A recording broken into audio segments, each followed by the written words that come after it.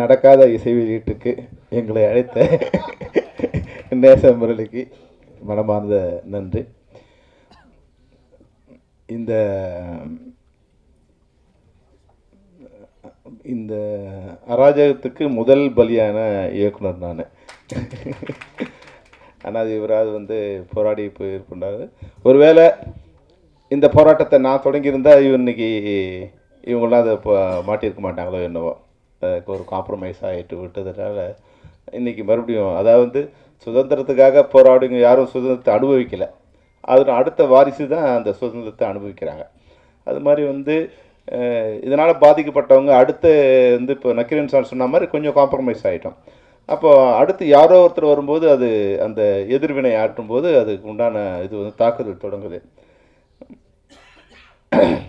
சில நேரங்களில் ரெண்டு விஷயங்கள் இருக்குது. ஒன்று, நம்ம யதார்த்தத்தை புரிஞ்சுக்கணும், ஆனால் அதுக்காக அடிபணிஞ்சு போயிடக்கூடாது. இந்த ரெண்டுமே இருக்குது. இதுக்கு சரியான நான் முதல்ல கொஞ்சமாக ஒரு புலன் விசாரணைங்கிற படத்தில் ஆட்டோ சங்கருங்கிற இது எடுத்துக்கிட்டேன். ஆனால் அது அப்படியே பயன்படுத்தாமல் அதை சொன்னால் ஜனங்களுக்கு புரியணும், அவ்வளோதான். அந்த அளவு கூட லீகல் இஷ்யூ வராமல் எடுத்துக்கிட்டேன். அதனோட வெற்றி. அடுத்து கேப்டன் பவர்னு படம் எடுத்தேன். அதில் வீரப்பனோட இது அதனோட அதையும் நான் ஜனங்க புரிஞ்சுக்கிற அளவுக்கு எடுத்துட்டேன். வீரபத்ரங்கிற பேரை வீரப்பனுங்கிற வீரபத்ரன் அப்படி கொஞ்சம் கொஞ்சம் மாற்றி வரும்போது அது இது ஒரு கற்பனை கதைன்னு ஒரு பொய்யை சொல்லி, இப்போது டைட்டில் படிக்கும்போதே தெரியும் அது பொய்யின்னு. இந்த கதைகள் அடக்கின்ற அனைத்தும் கற்பனையே, எதுவும் யாரையும் குறிப்பிடுவது அல்ல அப்படின்னு இது எல்லாமே எல்லோரும் ஏமாற்றிக்கிறது தான், தங்களை தாமலை ஏமாற்றிக்கிறது தான். அந்த கார்டை போட்டவுடனே எல்லாம் கற்பனை ஆகிடுச்சு. அந்த அளவில் நம்ம அதை எஸ்கேப் பண்ணி வந்துட்டோம். இப்போ அதனோட வெற்றி என்ன ஆகுதுன்னா, இப்போ நேச முரளி மாதிரியே நான் அடுத்தது போய் மாட்டிக்கிறேன். ஓஹோ, நம்ம இந்த உண்மை சொன்னால் நல்ல ஜனங்கள்லாம் இதுவாக இருக்காங்க அப்படின்னு குற்றப்பத்திரிகைங்கிற மேட்டர் நான் எடுக்கிறேன். அப்போ ஒரு உண்மையை தெரிஞ்சுக்கிட்டேன், இந்தியாவில் உண்மையை சொல்லக்கூடாதுன்னு. நீங்கள் எவ்வளோ கற்பனை சொல்லலாம். இப்போ அவன் சொன்னாலும் அழுதான் இல்லையா, ஒரே நிமிஷத்தில் ஜலதோஷம் போயிடுது, ஒரு வாரத்தில் முடிமுளைச்சிரு. இது மாதிரி எந்த வகையான கற்பனையும் சொல்லலாம், எவ்வளோ அபத்தமும் சொல்லலாம், எவ்வளோ அவதூறும் சொல்லலாம், எவ்வளோ ஆபாசமும் சொல்லலாம். ஆனால் இந்தியாவில் உண்மையை சொல்லக்கூடாது. இந்த புத்தி எனக்கு குற்றப்பத்திரிகைன்னு ஒரு படம் எடுத்தோடனே நான் தெரிஞ்சுக்கிட்டேன். அப்போ அடுத்து அதிலே போராடக்கூடிய சக்தி எனக்கு இல்லை. அதனால் நான் அதிலேருந்து கொஞ்சம் ரிலீவ் ஆகிட்டேன். அப்போ அதுக்கப்புறமா நான் யோசிக்கும்போது இது மாதிரி படைப்பாளிகள் அது பின்வாங்கக்கூடாது. ஆனால் இவங்களுக்கெல்லாம் சரியான முன்னுதாரணம் எதுன்னா நம்ம திராவிட இது ஒரு முன்னுதாரணமாக எடுத்துக்கணும். எப்படி பராசக்திங்கிற ஒரு படம், அண்ணாதுரை அன்னைக்கு பேரறிஞர் அண்ணாதுரை சொல்லுவார், எனக்கு சென்சார் இல்லைன்னா 3 படத்துலேயே நான் திராவிட நாடு வாங்கிடுவேன்னு. ஆனால் அதே சென்சார் வச்சுக்கிட்டு அவங்களோட கருத்துக்களை எப்படி அவங்க ஷேர் பண்ணாங்க இந்த தமிழ்நாட்டில், அது மூலம் எப்படி ஆட்சி அதிகாரத்தை கைப்பற்ற அளவுக்கு திரைப்படத்துறையை எப்படி பயன்படுத்தினாங்க அப்படிங்கிற விஷயத்தை நம்ம நேசமுரளி அதை எடுத்துக்கணும். அதாவது கல்லுன்னு தெரிஞ்சு அதில் தலையில் அடித்து தலை தான் உடையும் தெரிஞ்சாலும் அடிச்சுட்டே இருப்பான்னா அவனை வீரன் சொல்ல முடியாது, அவன் புத்தி இல்லாதவன் தான் சொல்லணும். அப்போ அந்த கல்லை உடைக்கிறதுக்கு தலையை பயன்படுத்தக்கூடாது, சிற்றுளியை பயன்படுத்தணுங்கிற தெளிவு நமக்கு வந்துடணும். அப்போ இதில் இவர் சொன்னது ஒன்றும் ஒரு பெரிய விஷயம் இல்லை. இப்போ நீங்கள் பாருங்கள், நடந்த விஷயந்தான் பொள்ளாச்சிங்கிறது எல்லாரும் தெரியும். ஆனால் அதை நம்ம ஒரு புரிஞ்சும் புரியாத மாதிரி சொன்னால் ஜனங்களுக்கு நீங்கள் கற்பனையில் 100% உண்மையை விட அதிகமாக உணர்ந்துப்பான். கொஞ்சமாக நம்ம சொன்னாவே போதும். ஆட்டோ சங்கர், நான் ஆட்டோ தர்மான்னு பேர் வச்சேன், அவ்வளோதான். அப்போ அவங்களே புரிஞ்சுக்கிட்டாங்க. நம்ம போய் நிறைய ஆட்டோ சங்கர்னு வைக்க வேண்டியதில்லை, அதில் லீகல் இஷ்யூஸ் வருது, வைக்கும்போது அந்த கேஸ் முடியல, அதனோட வாரிசுகள் பதில் சொல்லணும், இதெல்லாம் வருது. அப்போ கொஞ்சம் அதை ரெப்ரசன்ட் பண்ணுற மாதிரி ஒரு உண்மையை ரெப்ரசன்ட் பண்ணுற மாதிரியான வார்த்தைகளை பயன்படுத்தும் போது அதில் சட்டத்திலேருந்து வெளியே வந்துடலாம், நம்ம அதை பயன்படுத்த முடியும்.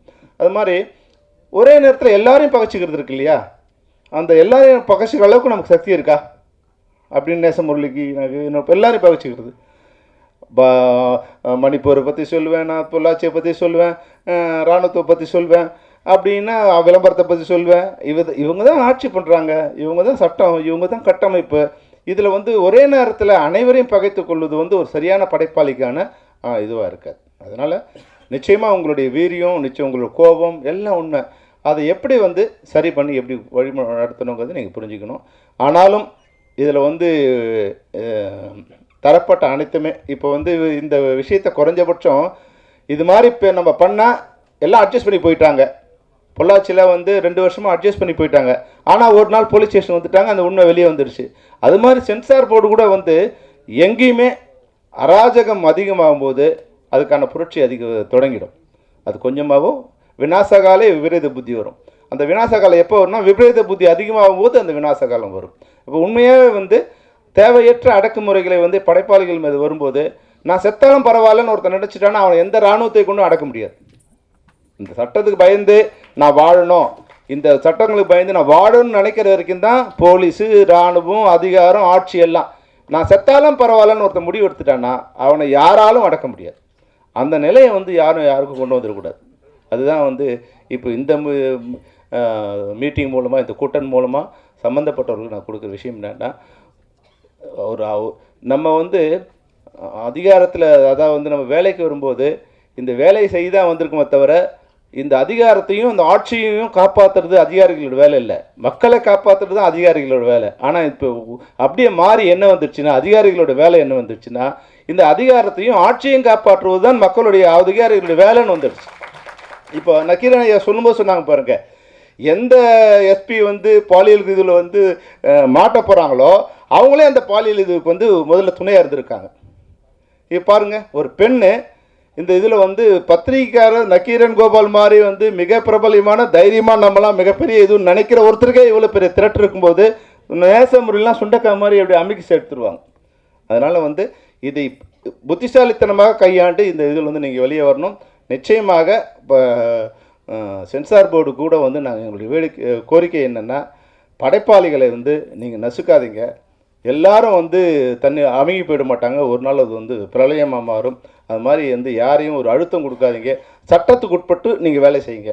சட்டத்துக்கு உட்பட்டு என்ன சட்டமோ அதுக்குண்டான கட்டை கொடுத்து அதுக்குண்டான அதாவது வந்து ஒரு திரைப்படம் வந்து மக்களை வந்து கெடுத்துடக்கூடாது, அந்த அளவுக்கு தான் வந்து திரைப்பட தணிக்கையாளர் இருக்கணும் தவிர ஆட்சியை காப்பாற்ற வேண்டுங்கிற எண்ணத்தில் வந்து தணிக்கை குழு செயல்படக்கூடாது என்ற வேண்டுகோளுடன் நேசமுரளி மிகப்பெரிய இயக்குநராக ஒன்று வாழ்த்துடன் இந்த உரையை முடிக்கிறேன். நன்றி, வணக்கம்.